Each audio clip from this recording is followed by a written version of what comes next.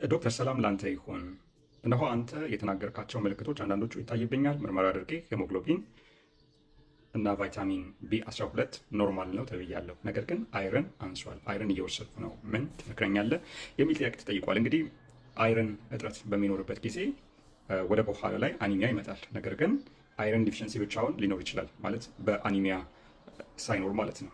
ሶ ኤኒዌይስ የአይረን ዲፊሸንሲ ካለ በተለይ ሕክምና መውሰድ ያስፈልጋል። ሕክምናው እንግዲህ አንድም አይረንን መውሰድ ነው።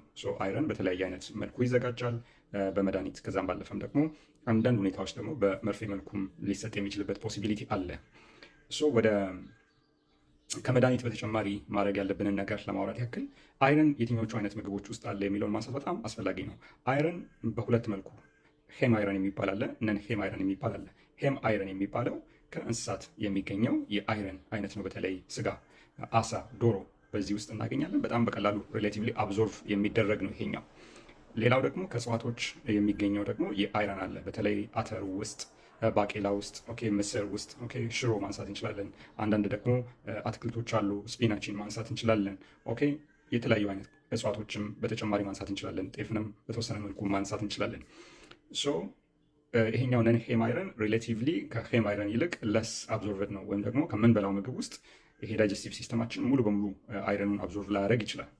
ምን ማድረግ አለብን? በጣም አብዞርቬሽን ወይም ደግሞ ሰውነታችን ይሄን አይረን በደንብ ሪሲቭ እንዲያደርግ የሚለውን ስናይ አንደኛ አመጋገባችን ላይ አይረንን በምንወስድበት ጊዜ ከምግብ ጋር አንድ ላይ ባንወስድ ይመከራል። በባዶ ሆዳችን ብንወስድ ይመከራል። ሁለተኛ ደግሞ በጣም አስፈላጊ የሆነው ነገር ቪታሚን ሲ ያለባቸውን ነገሮች አብረን ብንወስድ ኢትስ በጣም ጥሩ ነው። አብዞርቬሽን እንዲጨምር ያደርጋል። ቪታሚን ሲ እንግዲህ ኦሬንጅ ውስጥ ወይም ደግሞ ብርቱካኑ ውስጥ፣ ስትሮበሪ፣ እንጆሪ ውስጥ ሊገኝ ይችላል። ሌሎች ምግቦችንም መጥቀስ እችላለሁ። ወይም ደግሞ በመድኃኒትነት መልኩም ደግሞ ሊሰጥ ይችላል ማለት ነው።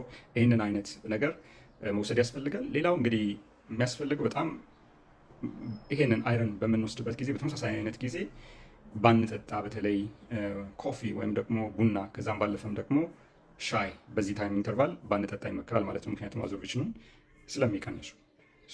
በተለይ እንግዲህ እነዚህ አይነት ኢንተርቬንሽኖችን ማድረግ ያስፈልጋል። ከዛ ባለፈም ደግሞ በአጠቃላይ ፎሎ ማድረግ ያስፈልጋል። መልካም